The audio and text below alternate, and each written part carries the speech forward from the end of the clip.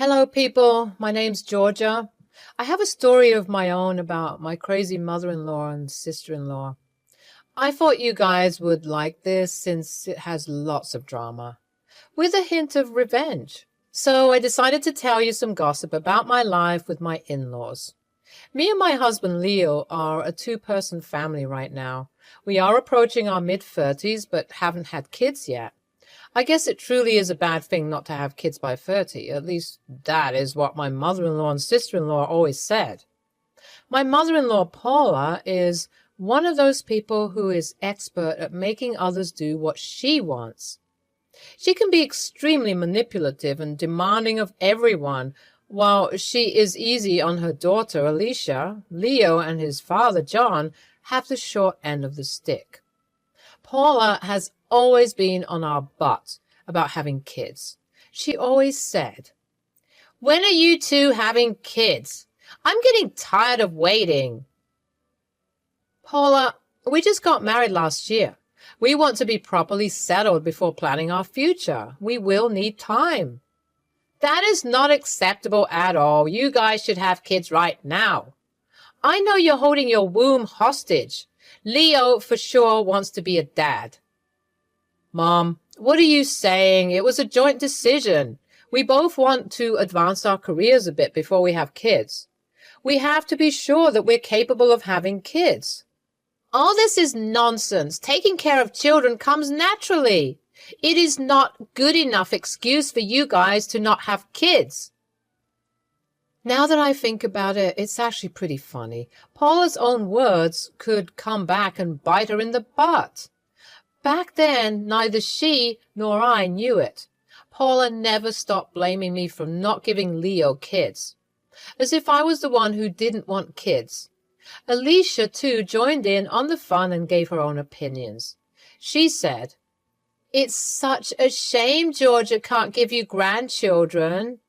How can someone be so cruel? She's getting old and won't be able to have kids after this. Georgia is such a horrible daughter-in-law. I have no idea why my son decided to marry her. I'm sure she's blackmailing him to not have kids." Georgia, what is your problem anyway? Are you infertile or something? No, Alicia, I'm not infertile, and even if I was, it is rude of you to talk like this. Don't tell her what to do. Alicia's right about everything anyway. She is my only hope now. I'm sure she'll give me the grandchild I always wanted. Paula was right about that one. A few months later, Alicia announced to everyone that she was pregnant. While Paula was super happy for her, me, Leo, and John were not that thrilled. You see, Alicia was 20 back then and not doing anything with her life. No job, no college, not even a plan for the future. All she did was sit at home and gossip with Paula. So when she announced her pregnancy, we had doubts about how she would take care of the baby. When we expressed our doubts, both Paula and Alicia reacted badly. It's not like we told her to give up the baby. We simply encouraged her to start being more serious about her future. We said, "Alicia, now that you're pregnant, you should start thinking about your career. A baby is a big financial responsibility. You need to be prepared to deal with everything." Why the hell would I think about that? Being a mother is my career. I don't need to do anything else. Since I will have full custody of the kid, his father will pay me money. The father will just pay child support, Alicia. The money will be for the child. Besides, it's not just a financial aspect. You need to start being serious about life. A child is a lot of responsibility. That's what I've been telling her. Alicia, you need to stop being so lazy. You need to be ready to take care of a baby. It can become taxing since you don't take your responsibilities seriously. Apparently, that was the wrong thing to say. Paula and Alicia erupted into anger at our words. They took it as a personal attack. They said, "Dad, you should help out with my finances. I'm just 20 years old. I can't dedicate my whole life to a child. I'm too young for that." Absolutely. Don't worry, Alicia. Me and John will take care of you. Besides, Georgia stays at home all day anyway. She can help with childcare. It's not like she has anything better to do. Yeah, that will teach her how to be a good parent in the future. She sure needs the training. I was pretty stunned at their words. I had no idea why they thought I would agree to babysit a child when I knew nothing about it. Besides, I worked from home and took care of my household. In no way was I sitting idle and doing nothing all day. Back then, I had no idea what trap they were setting for me. I simply thought saying no would do the job. Well, I was wrong. Months passed and Alicia gave birth to a beautiful boy. Baby Andy was born, a pretty healthy child. Everyone in the family was elated. We were all very happy with having a child in the family. Paula was exceptionally happy to have a grandchild, and Alicia was proud to have the first grandchild of the family. However, soon it all became very overwhelming for them. Alicia was losing her mind just a mere week after Andy was born. This girl had no idea how much work a newborn comes with. John and Paula helped as much as they could. However, a mother's responsibility is always more. Soon enough, Alicia was regretting having a baby and started to shift all responsibilities to her parents. The problem was that Alicia and Paula also tried to make me and Leo take over a chunk of childcare. She called us and pestered us to watch the child. Since Leo worked long hours, they couldn't press him as much. However, they pretty much drove me crazy. They said, "You need to take care of Andy more. Poor Alicia is always tired of looking after the baby. Georgia, you should be helping out. Don't be so lazy and selfish." "Andy is a few weeks old, Paula. I do not know about taking care of a child. I have already told you that. Even Leo is the same as me." "Leo has work, so he gets a pass. You stay at home and do nothing. The least you can do is look after Andy in the morning. That way I will have time to live my life a little. Every woman would want to look after a child. It's their job. You're being purposely difficult because I had my first grandchild." "Absolutely not, Alicia. No offense, but you are the one who chose to have a child. Paula and John help you out plenty. It's not my job to take care of your son." "How dare you say that? You are the aunt, and you should look after Andy. Alicia is just a young girl. You're old enough to look after a child. Don't give excuses."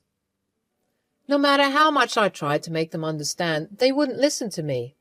In their eyes, I was a bitter old lady who would rather lounge around than take care of her nephew. I was getting pretty tired of their persistent bullying. However, I had no idea that things would get much worse. One day, I saw that I was added to a strange group chat. It was only me, Paula, and Alicia. I thought that it was really weird that they would add me to anything. I mean, it's not like we were all best friends. Then the texts started to come in, and I knew why I was in the group chat. They said, "Hey, Georgia, I was texting you to tell you that me and Mom will drop off Andy with you tomorrow. You need to babysit him till dinner." You have to be kidding me. Andy is a newborn. You can't just leave him with me. I cannot look after him. I have work, plus I don't even know how to take care of a baby. "Well, I don't know that either, but I manage. You'll manage as well. I'll be at your house bright and early." No, no, no, I will not agree to this. You can't just leave your newborn with anyone at this stage. I'm not agreeing to this. Don't be a jerk, Georgia. My daughter is exhausted from looking after Andy, so we will go have some fun tomorrow. She is a young girl and needs her share of fun. You cannot deprive her of it. Now stop arguing because it won't work. We will drop off Andy with you tomorrow. No matter how many times I said no, they kept pestering me to accept. In the end, they stopped replying to my texts entirely. I was offended and pissed at the fact that they wanted me to be a standby parent. When I showed Leo the texts, he tried to play it cool. He said, "Don't worry about it, Georgia. I'm sure Mom and Alicia got your message. They will arrange something else." There is no way I'm taking care of a newborn, Leo. If they show up, I will turn them away. I can promise you that. Of course you will. None of us are qualified to take care of a newborn. Mom and Alicia won't be that stupid to force this on you. They are tired and must have spoken out of desperation. Leo tried to calm my fears, but for some reason, I was still anxious. With the experience I had with Paula and Alicia, I knew they would try and con me into caring for Andy. I really hoped they had gotten my message and dropped the topic. They did read my text, but never replied. So I was pretty anxious about what they were planning. The next day, my worst fears came to light. That morning, I was going through my usual routine. After Leo left for work, I stepped into the shower to take a warm bath before starting to work. After I was done, I came downstairs to have some food, but when I went to the living room, I heard the cries of a child. Immediately, I was alarmed. The sound was coming from the front door. In my mind, there was only one way there was a child at my door. I went to the door and opened it. What I saw made my blood boil. Andy was crying in her car seat that was right on my driveway. Immediately, I took Andy in and kept him in the living room. It was freaking 100 degrees outside, so he must have been out in the sun for a while. I was furious. Andy didn't even have a diaper bag or formula with him. I had no idea what I should do. First, I called my neighbor who had a child. I begged her for some formula so that I could feed Andy. My neighbor understood my situation and came to give me some formula. She was the one who fed Andy and calmed him down. While she was with Andy, I decided to check the security cameras. Lo and behold, Paula was ringing the doorbell once and leaving Andy in the driveway. I was beyond mad. I called her to get to the bottom of it. When she picked up, I said, "Why the hell have you left Andy in my driveway? The child was out in the heat for at least 10 minutes. What is wrong with you? Where is Alicia?" "You need to calm down, Georgia. Alicia's with me. My poor daughter is tired of being with the baby, so I took her out for a fun day. We will be gone till dinner." "What? But what about Andy? He can't be here all day." "You need to take care of him now. Alicia is tired of looking after Andy. She needs a break. You are the aunt, so you better step up and help out. You sit at home and do nothing anyway." "You cannot do this, Paula. You are insane. This is child abandonment." "Don't be so dramatic. You're clearly at home and can take care of the child. Andy is not abandoned at all." "Listen to me, Paula. I never signed up to take care of the child. You didn't even inform me when you dropped him off here. You and Alicia need to come back immediately or there will be consequences. We are already at a nail appointment. We have way too much planned today. Don't be a witch. Now, I'm going to hang up and turn off my phone so that we can have some fun. Bye." Saying that, Paula simply hung up on me. I was shocked by their irrational behavior. Alicia had also turned off her phone or blocked my number. After 15 minutes of trying to reach them, I was fuming. So I decided to make them face some serious consequences. First, I called Leo to put some sense into his head. When he picked up, I said, "Leo, your mom just dropped off Andy on our doorstep. She didn't even call me. Just rang the doorbell and left." "What? Mom did that? You have to be kidding me. Where is Alicia? Did you call them?" "Yes, I did call them both. They're together and left for a nail appointment. They demanded that I take care of Andy. From what they said, they won't be back till the evening at least." Oh my God. They have gone freaking crazy. What do we do? "I'm going to call the police, Leo. They have abandoned their child on my doorstep. If we don't teach them a lesson, they will never learn. What they did today was unsafe and highly inappropriate. You're right about that, Georgia. Fine. Let me try and reach them. If they don't answer, you can call the police. After hanging up, Leo did try to reach Alicia and Paula. The calls never went through. Paula had only left him a message saying that I needed to stop being a witch and look after Andy. Leo was furious and told me to call the police. That started a chain of events that Paula or Alicia never predicted. I called the police and they were at the house in no time. After shaking them all the security footage and text messages, they called CPS and took the baby into their care. I knew that the police tried to get in touch with Paula and Alicia. Since they switched off their phones, the cops were forced to contact John. John did call me immediately after the police got in touch with him. He was at work and was forced to drive to the police station to get the baby and talk to the cops.